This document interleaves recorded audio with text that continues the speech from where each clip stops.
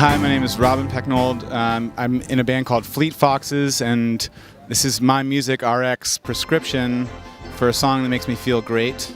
And that song is The Makings of You by Curtis Mayfield from his album called Curtis. And a little sugar,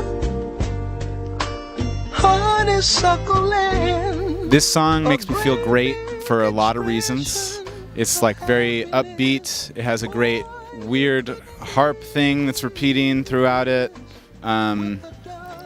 His vocal is very sweet and high and beautiful. It has just a beautiful melody, a beautiful beat, and the lyrics are very sweet.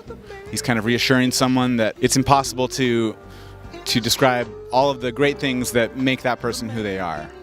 And so I'll listen to the lyrics and they are reassuring, and it's a very touching and exciting song. So I would say The Makings of You, Curtis Mayfield, would be my choice. little one would know or believe if I told them so. Your second